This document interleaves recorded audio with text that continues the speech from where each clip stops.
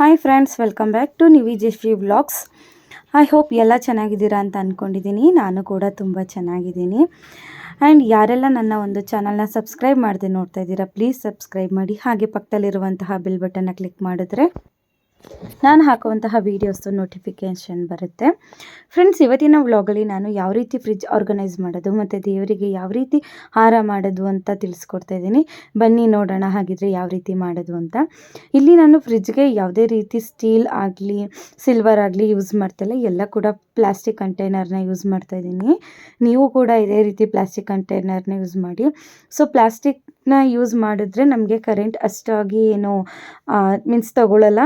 ನಾವು ಸ್ವಲ್ಪ ಸ್ಟೀಲು ಅಥವಾ ಸಿಲ್ವರ್ ಆ ಥರ ಏನಾರು ಹಾಕಿದ್ರೆ ಕರೆಂಟ್ ಸ್ವಲ್ಪ ಜಾಸ್ತಿನೇ ಕನ್ಸ್ಯೂಮ್ ಮಾಡುತ್ತೆ ಫ್ರಿಡ್ಜು. ಹಾಗಾಗಿ ನಾನು ಇದನ್ನು ಫುಲ್ಲು ಪ್ಲಾಸ್ಟಿಕ್ ಕಂಟೈನರಲ್ಲೇ ನಾನು ಇಡ್ತಾ ಇದ್ದೀನಿ. ಹಾಗೆ ಇಲ್ಲಿ ನಾನು ಯಾವುದೇ ರೀತಿ ಕಾಳುಗಳ್ನ ಕೂಡ ಹೊರಗಡೆ ಇಟ್ಕೊತಾ ಇಲ್ಲ, ಎಲ್ಲ ಕಾಳುಗಳ್ನೂ ಕೂಡ ಇಲ್ಲಿ ನಾನು ಫ್ರಿಡ್ಜಲ್ಲೇ ಇಟ್ಕೊತಾ ಇದ್ದೀನಿ. ಸೊ ಅದು ಬೇಗ ಕೆಡೋದು ಇಲ್ಲ ಆ್ಯಂಡ್ ನಮಗೆ ಎಲ್ಲ ಒಂದೇ ಕಡೆ ಇಟ್ಟರೆ ನೀಟಾಗಿ ಗೊತ್ತಾಗುತ್ತೆ.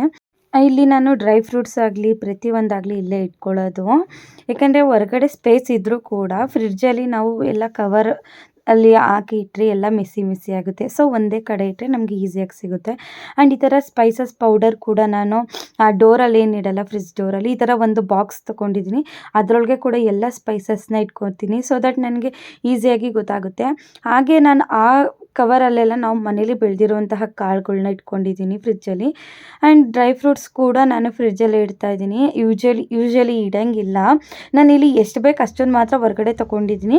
ಜಾಸ್ತಿ ಕ್ವಾಂಟಿಟಿ ತೊಗೊತೀವಲ್ಲ, ಹಾಗಾಗಿ ಸ್ವಲ್ಪ ಫ್ರಿಡ್ಜಲ್ಲಿ ಅದನ್ನು ಕೂಡ ಇಡ್ತಾಯಿದ್ದೀನಿ. ನೀವು ನೋಡ್ತಾ ಇರ್ಬೋದು ಎಷ್ಟು ನೀಟಾಗಿ ಕಾಣಿಸ್ತಾ ಇದೆ ಅಂತ.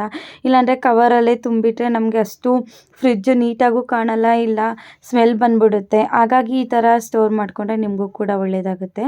ಇನ್ನು ನೆಕ್ಸ್ಟು ಇನ್ನೊಂದು ಬಾಕ್ಸಲ್ಲಿ ನಾನು ಯೂಸ್ ಮಾಡಿ ನಮಗೆ ಅರ್ಧ ಮಿಕ್ಕಿರುತ್ತೆ ಅಲ್ವಾ, ಅದನ್ನೆಲ್ಲ ಈ ಥರ ಒಂದು ಬಾಕ್ಸಲ್ಲಿ ಹಾಕಿ ಇಡ್ತಾಯಿದ್ದೀನಿ. ಸೊ ದಟ್ ಅದು ಕೂಡ ನಮಗೆ ನೀಟಾಗಿ ಕಾಣುತ್ತೆ.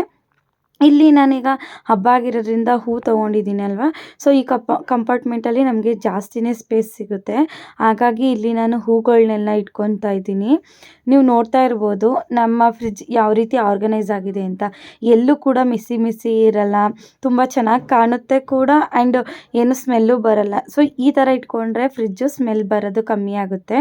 ಇಲ್ಲಿ ನಾನು ಯೂಶ್ವಲಿ ತರಕಾರಿ ಬಾಕ್ಸಲ್ಲಿ ಕೂಡ ನಾನು ಏನೂ ಇಡಲ್ಲ, ಓನ್ಲಿ ತರಕಾರಿ ಮತ್ತು ಸೊಪ್ಪುಗಳು ಮಾತ್ರ ಇಡ್ತೀನಿ. ನೀವು ಎಲ್ಲ ಹಾಗಾಗಿ ಇಟ್ಬಿಟ್ರೆ ಅಲ್ಲಿ ಸ್ಮೆಲ್ ಬರುತ್ತೆ. ಇಲ್ಲೂ ಕೂಡ ನಾನು ಕಟ್ ಮಾಡಿರೋ ಹಣ್ಣುಗಳ್ನೂ ಕೂಡ ಒಂದು ಪ್ಲಾಸ್ಟಿಕ್ ಬಾಕ್ಸಲ್ಲಿ ಹಾಕಿ ಇಟ್ಟಿದ್ದೀನಿ. ಆ್ಯಂಡ್ ದೆನ್ ಇಲ್ಲಿ ಸಾಸಸ್ಸು ಆ್ಯಂಡ್ ಸ್ವಲ್ಪ ಗೋಧಿ ಪೌಡರ್ ಎಲ್ಲ ಮಿಕ್ಕಿರುತ್ತೆ ಅಲ್ವಾ, ಹೊರಗಡೆ ಇಡಲ್ಲ ನಾನು, ಇದರಲ್ಲಿ ಇಟ್ಕೋತೀನಿ. ಇನ್ನು ಮೇಲ್ಗಡೆ ಡೋರಲ್ಲಿ ಯೂಶ್ವಲಿ ಎಲ್ಲರೂ ಕೂಡ ಕಾಳು ಕಡ್ಡಿ ಎಲ್ಲನೂ ಮೇಲ್ಗಡೆ ಇಡ್ತಾರೆ. ಸೊ ಹಂಗೆ ಹಾಕಬಾರ್ದು, ಎಲ್ಲ ಕೂಡ ಕೆಳಗಡೆ ಇಟ್ಟು ಮೇಲ್ಗಡೆ ಖಾಲಿಯಾಗಿರಬೇಕು. ಆವಾಗ ಅದು ಐಸ್ ಆಗೋಕ್ಕೆ ತುಂಬ ಯೂಸ್ ಆಗುತ್ತೆ. ಇಲ್ಲಾಂತಂದರೆ ಫ್ರಿಡ್ಜು ಬೇಗ ಕೆಟ್ಟೋಗೋ ಚಾನ್ಸಸ್ ಕೂಡ ಇರುತ್ತೆ. ಸೊ ಇದು ನನ್ನ ಫ್ರಿಡ್ಜ್ ಆರ್ಗನೈಸರ್. ನಿಮಗೆ ಏನು ಅನಿಸ್ತು ಅನ್ನೋದು ಕೂಡ ಕಮೆಂಟ್ ಮಾಡಿ. ಬನ್ನಿ ಇವಾಗ ದೇವರಿಗೆ ಹಾರ ಯಾವ ರೀತಿ ಮಾಡೋದು ಅಂತ ತೋರಿಸ್ಕೊಡ್ತೀನಿ. ನಾನಿಲ್ಲಿ ಒಂದು 3 ಟೈಪ್ಸ್ ಆಫ್ ಹಾರ ಮಾಡ್ಕೊತಾ ಇದ್ದೀನಿ. ತುಂಬ ಈಸಿನೇ ಫ್ರೆಂಡ್ಸ್. ಬಿಕಾಸ್ ಈಗ ಒಂದು ಹಾರ ನಾವು ಹೊರಗಡೆ ತೊಗೊತೀವಿ ಅಂದರೂ 300 to 400 ಅಂತೂ ಇದ್ದೇ ಇರುತ್ತೆ, ಅದು ಹಬ್ಬಗಳ ಟೈಮಲ್ಲಿ. ಸೊ ದಟ್ ಅದ್ರ ಬದಲು ನಾವು ಮನೆಗೆ ಬಿಡಿ ಹೂ ತಂದ್ಕೊಂಡು ನಾವೇ ಸ್ವಲ್ಪ ಟೈಮ್ ಕೂತ್ಕೊಂಡು ಕಟ್ಟಿದ್ರೆ ನಮ್ಗೆ ಇಷ್ಟ ಆಗಂಗೆ ಕಸ್ಟಮೈಸ್ ಕೂಡ ಮಾಡ್ಕೊಬೋದು. ಆ್ಯಂಡ್ ದಟ್ಟವಾಗೂ ಇರುತ್ತೆ, ಬಿಗಿಯಾಗೂ ಇರುತ್ತೆ, ತುಂಬ ಚೆನ್ನಾಗೂ ಕಾಣುತ್ತೆ. ಹಾಗಾಗಿ ಇಲ್ಲಿ ನಾನೇ ಮಾಡ್ಕೊಳ್ಳೋಣ ಅಂದ್ಕೊಂಡು ಹೂಗಳು ತಂದಿದ್ದೀನಿ. ನಾನಿಲ್ಲಿ ಊಟಿ ಮಲ್ಲಿಗೆ ಅಂತ ಹೇಳ್ತಾರೆ, ಅದನ್ನು ತಂದಿದ್ದೀನಿ. ರೋಸ್ ಆ್ಯಂಡ್ ಸ್ವಲ್ಪ ಸೇವಂತಿಗೆ, ಚೆಂಡು ಹೂ ಇದರಿಂದ ತಗೊಂಡು ನಾನಿವತ್ತು ಹಾರ ಕಸ್ಟಮೈಸ್ ಮಾಡೋಣ ಅಂದ್ಕೊಂಡಿದ್ದೀನಿ. ಸೊ ಸೂಜಿಗೆ ಫಸ್ಟ್ ದಾರ ಹಾಕ್ಕೊಂಡು ಅದಕ್ಕೆ ನಾವು 4 ಹೂನ ಒಂದೇ ಸಲ ಚುಚ್ಕೊಬೇಕು. ಆಗ ನಮಗೆ ಹೆಂಗೆ ಅಂದರೆ ಕರೆಕ್ಟಾಗಿ ಪರ್ಫೆಕ್ಟಾಗಿ ಸುತ್ತ ಹೂ ಇರೋಂಗೆ ಕಾಣುತ್ತೆ. ನೀವು ಅಬ್ಸರ್ವ್ ಮಾಡ್ತಾ ಇರ್ಬೋದು ಅಂತ ಅಂದ್ಕೊತೀನಿ. ಸೊ ನೀವು ಯಾವ ಥರ ಬೇಕಾದರೂ ಮಾಡ್ಕೊಬೋದು, ರೌಂಡ್ ಶೇಪಲ್ಲಾದರೂ ಮಾಡ್ಕೊಳ್ಬೋದು. ಈಗ ನಾನು ಅಷ್ಟು ಕಟ್ಟಿದ್ದೀನಿ ಅಲ್ವಾ, ಅಷ್ಟೇ ಉದ್ದ ಇನ್ನೊಂದು ಸ್ವಲ್ಪ ಹಾಕ್ಕೊಂಡು ಗಂಟು ಹಾಕ್ಕೊಂಡ್ರೆ ರೌಂಡ್ ಆಗುತ್ತೆ. ಮತ್ತು ಅದೇ ರೀತಿ ಮಾಡ್ಕೊಂಡು ಅದು ಒಂದಕ್ಕೊಂದಕ್ಕೆ ಕೂಡ ಜಾಯಿನ್ ಮಾಡ್ಕೊಬೋದು. ನಾನು ಮುಂದೆ ಅದೇ ಥರ ವಿಡಿಯೋ ಮಾಡಿ ನಿಮಗೆ ತೋರಿಸ್ತೀನಿ. ಇವಾಗ ತುಂಬ ಈಸಿಯಾಗಿ ಮನೇಲಿ ಯಾವ ರೀತಿ ಮಾಡ್ಕೊಳ್ಳೋದು ಅಂತ ತೋರಿಸ್ತಾ ಇದ್ದೀನಿ ಫ್ರೆಂಡ್ಸ್. ಇದು ಮಾತ್ರ ತುಂಬ ಚೆನ್ನಾಗಿ ಕಾಣುತ್ತೆ ದೇವರಿಗೆ, ನೀವು ನೋಡ್ತಾ ಇರ್ಬೋದು. ಎಷ್ಟು ದುಡ್ಡು ದಿಂಡಾಗಿ ಬಂದಿದೆ ಅಂತ. ಸೊ ಈ ಥರ ಫ್ಲವರಿಂದ ಹಾರ ಮಾಡಿದ್ರೆ ಮಾರ್ಕೆಟಲ್ಲಂತೂ ತುಂಬ ರೇಟ್, ಅದು 500 ತನಕನೂ ಹೋಗುತ್ತೆ. ಸ್ವಲ್ಪ ತುಂಡು ತೊಗೊಂಡ್ರು ಅಷ್ಟೇ, ಉದ್ದದ್ದು ತೊಗೊಂಡ್ರು ಅಷ್ಟೇ, ಅದು ರೇಟ್ ವೈಸ್ ಹೋಗುತ್ತೆ. ಇದು ನನಗೆ ಜಸ್ಟು 80 ರುಪೀಸ್ಗೆ ಒಂದು ಅಷ್ಟು ಹೂ ಸಿಕ್ಕಿತ್ತು. ಹಾಗಾಗಿ ಇಲ್ಲಿ ನಾನು 4 ಹಾರನೇ ಮಾಡ್ಬೋದು, ಅಷ್ಟು ಹೂವಿದೆ. ಇಲ್ಲಿ ನಾನು ಶೋಲ್ಡರ್ ಮೇಲೆ ಹಾಕೋಕ್ಕೆ ಹಾರ ಮಾಡ್ತಾ ಇರೋದ್ರಿಂದ ನಾನಿಲ್ಲಿ ಮಧ್ಯದಲ್ಲಿ ರೋಸ್ ಕೂಡ ಒಂದು 4 ತೊಗೊತಾ ಇದ್ದೀನಿ. ರೋಸ್ನ ಏನು ಮಾಡಬೇಕು ಅಂತ ಅಂದರೆ ತೊಟ್ಟು ಮುರಿಬೇಕು. ಆ ದಿಂಡು ಇರುತ್ತೆ ಅಲ್ವಾ ರೋಸ್ದು, ಅಲ್ಲಿಗೆ ನಾವು ಸೂಜಿ ಹಾಕ್ಕೊಬೇಕು. ಆವಾಗ ಸ್ಟಿಫಾಗಿ ಕೂರುತ್ತೆ, ಕಟ್ಟಾಗಲ್ಲ. ಸೊ ಇದೇ ರೀತಿ ನಾನು ರೋಸಸ್ನ ಒಂದು 8 ರೋಸಸ್ನ ಹಾಕ್ಕೊತಾ ಇದ್ದೀನಿ. ನೀವು ಕೂಡ 8 ಅಲ್ಲ ಅಂತಂದರೆ ಒಂದು 10 ಆದರೂ ಹಾಕ್ಕೊಳ್ಳಿ, ಅದು ಇನ್ನೂ ಲುಕ್ ಬರುತ್ತೆ. ಫ್ರೆಂಡ್ಸ್, ನಿಜವಾಗ್ಲೂ ಇದಂತೂ ತುಂಬ ಅಂದರೆ ತುಂಬ ಖುಷಿ ಕೊಡುತ್ತೆ ನಿಮಗೆ ದೇವರಿಗೆ ಮಾಡಿ ಹಾಕಿದಾಗ.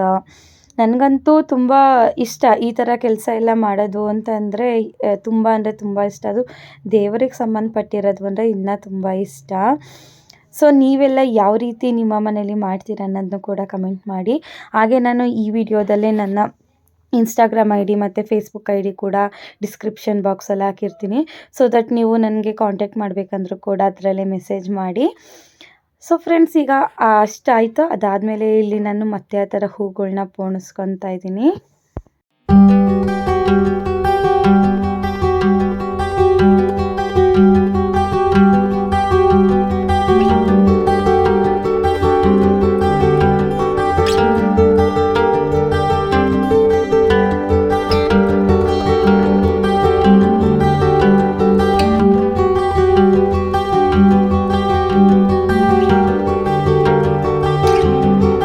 ನೀವು ನೋಡ್ತಾ ಇರ್ಬೋದು ಎಷ್ಟು ಚೆನ್ನಾಗಿ ಬಂದಿದೆ ಅಂತ.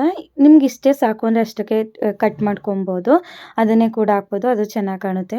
ನಾನಿಲ್ಲಿ ಶೋಲ್ಡರ್ ಮೇಲೆ ಹಾಕಲಿಕ್ಕೆ ಅಲ್ವಾ ಮಾಡ್ತಾ ಇರೋದು, ಹಾಗಾಗಿ ನಾನು ಈ ಥರ ಉದ್ದ ಮಾಡ್ಕೊಂಡಿದ್ದೀನಿ. ನಿಮಗೆ ರೋಸಸ್ ಇನ್ನೂ ಹಾಕಬೇಕು ಅಂತಂದರೆ ಅದನ್ನೂ ಹಾಕಿ, ತುಂಬ ಚೆನ್ನಾಗಿ ಕಾಣುತ್ತೆ. ಸೊ ಫ್ರೆಂಡ್ಸ್, ಇದಾದಮೇಲೆ ನಾನಿಲ್ಲಿ ತುದಿಗೆ ಸೇವಂತಿಗೆ ಹೂ ತೊಗೊತಾ ಇದ್ದೀನಿ. ಅದು ಒಂದು 4 ಕಡ್ಡಿ ಇಟ್ಕೊಂಡು ನಾನು ಅದನ್ನು ಬಿಗಿಯಾಗಿ ಕಟ್ಕೊತಾ ಇದ್ದೀನಿ. ಸೊ ದಟ್ ಅದು ತುಂಬ ಚೆನ್ನಾಗಿ ಕಾಣುತ್ತೆ. ನಿಮ್ಗೆ ಇನ್ ಕೇಸ್ ಸೇವಂತಿಗೆ ಇಲ್ಲ ಅಂತಂದರೆ ನೀವು ಲೋಟಸ್ ಕೂಡ ಹಾಕ್ಬೋದು. ಯೂಶ್ವಲಿ ಲೋಟಸ್ಸೇ ಹಾಕೋದು, ಚೆನ್ನಾಗಿ ಕಾಣುತ್ತೆ. ನಾನು ಲೋಟಸ್ ಅಷ್ಟಿರಲಿಲ್ಲ, ಹಾಗಾಗಿ ನಾನಿಲ್ಲಿ ಸೇವಂತಿಗೆಯಲ್ಲೇ ನಾನು ಮಾಡ್ಕೊತಾ ಇದ್ದೀನಿ ತುದಿಗೆ, ಅದು ಕೂಡ ಬರುತ್ತೆ. ಇಲ್ಲಿ ನಾನು 2 ತೊಗೊತಾ ಇದ್ದೀನಿ. 2 ಮಾಡಿಕೊಂಡೆ ಆ ಥರ ಗಂಟು ಹಾಕ್ಕೊಂಡು, ಅದನ್ನು ನಾನಿಲ್ಲಿ ಆ ಫ್ಲವರ್ದು ತುದಿ ಇದೆ ಅಲ್ವಾ, ಅಲ್ಲಿಗೆ ಸೂಜಿಯಿಂದ ಬಿಗಿಯಾಗಿ ನಾವು ಅದನ್ನು ಹೊಲಿಗೆ ಹಾಕ್ಕೊಬೇಕಾಗುತ್ತೆ. ಸೊ ದಟ್ ಆವಾಗ ಅದು ಸ್ಟಿಫಾಗಿ ಕೂರುತ್ತೆ ಆ್ಯಂಡ್ ಲುಕ್ ವೈಸು ಕೂಡ ತುಂಬ ಚೆನ್ನಾಗೇ ಇರುತ್ತೆ.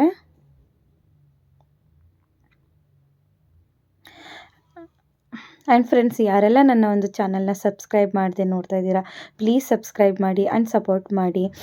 ವ್ಯೂಸ್ ಇದೆ, ಬಟ್ ಇಂಥದ್ದು ಸಬ್ಸ್ಕ್ರಿಪ್ಷನ್ ಮಾತ್ರ ಜಾಸ್ತಿ ಇಲ್ಲ. ಪ್ಲೀಸ್ ನನ್ನ ವೀಡಿಯೋ ಇಷ್ಟ ಆಗಿದ್ದರೆ ಪ್ಲೀಸ್ ಕಮೆಂಟ್ ಮಾಡಿ, ಅಥವಾ ನಿಮ್ಮ ಅಭಿಪ್ರಾಯ ತಿಳಿಸಿ, ಯಾವ ರೀತಿ ವೀಡಿಯೋ ಮಾಡಿದ್ರೆ ನಿಮ್ಗೆ ಇಷ್ಟ ಆಗುತ್ತೆ ಅಂತ. ನಾನು ಅದಕ್ಕೋಸ್ಕರ ಇನ್ಸ್ಟಾಗ್ರಾಮ್ ಐ ಡಿ ಮತ್ತು ಫೇಸ್ಬುಕ್ ಐ ಡಿ ಕೂಡ ನಾನು ಡಿಸ್ಕ್ರಿಪ್ಷನ್ ಬಾಕ್ಸಲ್ಲಿ ಹಾಕಿರ್ತೀನಿ. ಪ್ಲೀಸ್ ಚೆಕ್ ಮಾಡಿ ನನಗೆ ಮೆಸೇಜ್ ಮಾಡಿ. ಸೊ ನೋಡಿ ಇವಾಗ ಯಾವ ರೀತಿ ಕಾಣಿಸ್ತಾ ಇದೆ ಅಂತ ಹಾರ. ಐ ಹೋಪ್ ಫ್ರೆಂಡ್ಸ್ ನಿಮಗೆ ಇದು ಇಷ್ಟ ಆಗಿದೆ ಅಂತ ಅಂದ್ಕೊತೀನಿ. ನನಗಂತೂ ತುಂಬ ಇಷ್ಟ ಆಯಿತು.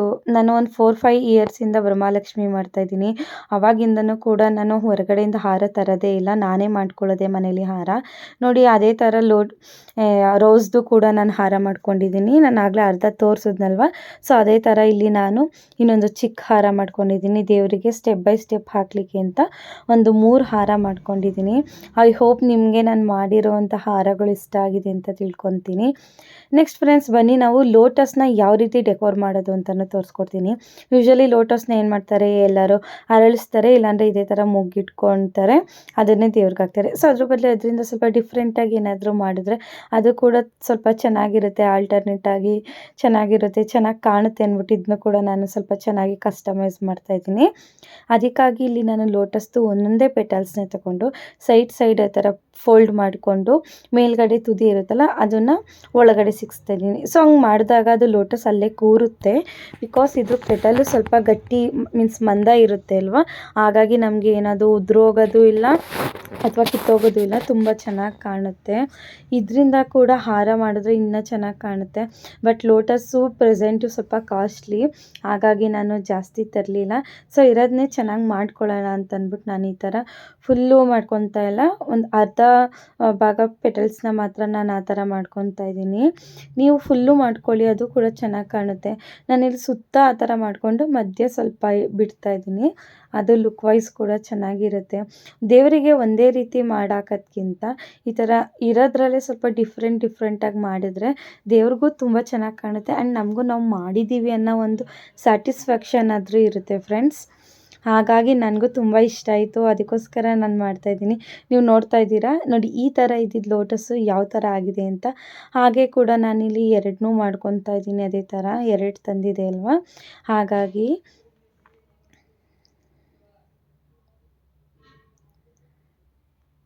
ತುಂಬ ಅಂದರೆ ತುಂಬ ಈಸಿ ಫ್ರೆಂಡ್ಸ್ ಮಾಡೋದು. ನಮಗೆ ಜಾಸ್ತಿ ಟೈಮ್ ಬೇಕು ಅಂತ ಏನಿಲ್ಲ, ಬೇಗನೆ ಮಾಡ್ಬೋದು. ತುಂಬ ಚೆನ್ನಾಗಿರುತ್ತೆ ಕೂಡ ನೋಡಲಿಕ್ಕೂ. ನೋಡಿ ಇವಾಗ ನಾನು 2 ಕೂಡ ಅದೇ ರೀತಿ ಮಾಡ್ಕೊತಾ ಇದ್ದೀನಿ. ಫೈನಲ್ ಲುಕ್ ನೋಡಿ ಯಾವ ರೀತಿ ಇದೆ ಅಂತ. ಎಷ್ಟು ಚೆನ್ನಾಗಿ ಕಾಣಿಸ್ತಿದೆ ಅಲ್ವಾ. ನನಗಂತೂ ತುಂಬ ಇಷ್ಟ ಆಯಿತು. ಬೇಕಾದ್ರೆ ನೀವು ಇನ್ನೂ ಪೂರ್ತಿ ಮಾಡ್ಕೊಳ್ಳಿ, ಅದು ಕೂಡ ತುಂಬ ಚೆನ್ನಾಗಿ ಕಾಣುತ್ತೆ. ಸೊ ಫ್ರೆಂಡ್ಸ್, ಇದು ಲೋಟಸ್ದಾಯಿತು. ಇನ್ನು ಆದಮೇಲೆ ನಾನು ದೇವ್ರ ಹಿಂದೆಗೆ ನಾನು ಡೆಕೋರೇಷನ್ ಯಾವ ರೀತಿ ಮಾಡೋದು ಅಂತ ತೋರಿಸ್ಕೊಡ್ತಾ ಇದ್ದೀನಿ. ಇಲ್ಲಿ ನಾನು 2 ಥರದ ಚೆಂಡು ಹೂಗಳನ್ನ ಬಳಸ್ಕೊತಾ ಇದ್ದೀನಿ. ಅದರಿಂದ ನಾನು ಇಲ್ಲಿ ಹಾರ ಮಾಡ್ತಾಯಿಲ್ಲ. ಯೂಶ್ವಲಿ ದೇವರಿಗೆ ಚೆಂಡು ಹೂವಿನ ಹಾರ ಹಾಕಬಾರ್ದು, ಚೆಂಡು ಹೂವನ್ನ ದೇವ್ರ ಪೂಜೆಗೂ ಅಷ್ಟೇ ಯೂಸ್ ಮಾಡಬಾರ್ದು. ಅದಕ್ಕೋಸ್ಕರ ಇಲ್ಲಿ ನಾನು ಡೆಕೋರೇಷನ್ಗೆ ಅಂತ ಯೂಸ್ ಮಾಡ್ಕೊತಾ ಇದ್ದೀನಿ. ಸ್ಟೆಪ್ ಬೈ ಸ್ಟೆಪ್ ನಾನಿಲ್ಲಿ 3 ಸ್ಟೆಪ್ ಮಾಡ್ಕೊತಾ ಇದ್ದೀನಿ, ಸೊ ದಟ್ ನಮ್ಗೆ ಹಾರ ಸಿಗುತ್ತೆ. ಅದಕ್ಕೋಸ್ಕರ ಇಲ್ಲಿ ಚೆಂಡು ಹೂವನ್ನ ನಾನು ಇದೇ ಥರ ಎಲ್ಲನೂ ನಮಗೆ ಎಷ್ಟು ಉದ್ದ ಬೇಕೋ ಅಷ್ಟುದ್ದಕ್ಕೆ ಕಸ್ಟಮೈಸ್ ಮಾಡಿಕೊಂಡು ಪೋಣಿಸ್ಕೋಬೇಕು. ಪೋಣಿಸ್ಕೊಂಡು ಆದಮೇಲೆ ನಾನು ಇಲ್ಲಿ ಮತ್ತೆ ಇನ್ನೊಂದು ಕಲರ್ ತಗೊಂಡಿದ್ದೀನಿ. ಅದು ಕೂಡ ಅದಕ್ಕಿಂತ ಸ್ವಲ್ಪ ತುಂಡ, ಸ್ಟೆಪ್ ಬೈ ಸ್ಟೆಪ್ ಆ ಥರ ನಾನು ಇಲ್ಲಿ ಪೋಣಿಸ್ಕೊತಾ ಇದ್ದೀನಿ. ಮಧ್ಯ ಎಲ್ಲೋ ಆ ಕಡೆ ಈ ಕಡೆ ಆರೆಂಜ್ ಬರೋ ಥರ ನಾನಿಲ್ಲಿ ಅದನ್ನು ಚೆಂಡು ಹೂಗಳನ್ನ ಪೋಣಿಸ್ಕೊತಾ ಇದ್ದೀನಿ.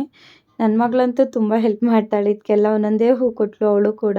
ನನಗಂತೂ ತುಂಬ ಖುಷಿ ಆಯಿತು. ಮಕ್ಳ ಕೈಲೂ ಮಾಡಿಸಿದ್ರೆ ಇನ್ನೂ ಖುಷಿ ಇರುತ್ತೆ ಅಲ್ವಾ.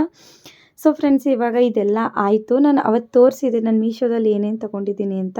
ಈ ಥರ ಲೋಟಸ್ದು ವಾಲ್ ಹ್ಯಾಂಗಿಂಗ್, ಅದನ್ನು ನಾನು ಏನು ಮಾಡ್ತಾಯಿದ್ದೀನಿ ಅಂದರೆ, ಚೆಂಡು ಹೂ ಇತ್ತಲ್ವ ಅದ್ರದ್ದು ಮುಂದೆ ಇರುತ್ತಲ್ಲ ಹೂ, ಅದಕ್ಕೆ ನಾನಿಲ್ಲಿ ಅದನ್ನು ಗಂಟು ಹಾಕ್ಕೊತಾ ಇದ್ದೀನಿ ಒಂದು, ಸೊ ದಟ್ ಅದು ಚೆನ್ನಾಗಿ ಕಾಣುತ್ತೆ ಮತ್ತು ಸ್ವಲ್ಪ ಫಿಟ್ಟಾಗೂ ಇರುತ್ತೆ.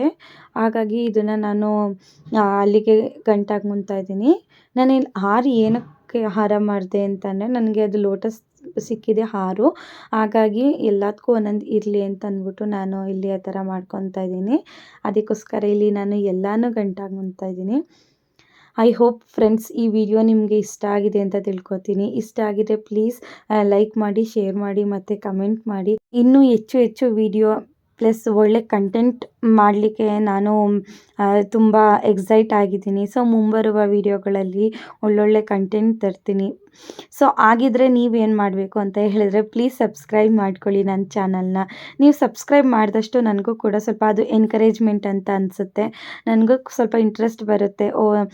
ತುಂಬ ಇಷ್ಟಪಡ್ತಾ ಇದ್ದಾರೆ ನನ್ನ ಚಾನಲ್ನ, ಹಾಗಾಗಿ ನಾನು ಇನ್ನೂ ಒಳ್ಳೊಳ್ಳೆ ಕಂಟೆಂಟ್ ಮಾಡಬೇಕು ಅಂತ ಅನಿಸುತ್ತೆ. ಸೊ ಪ್ಲೀಸ್ ಸಬ್ಸ್ಕ್ರೈಬ್ ಮಾಡಿ. Thank you for watching. See you.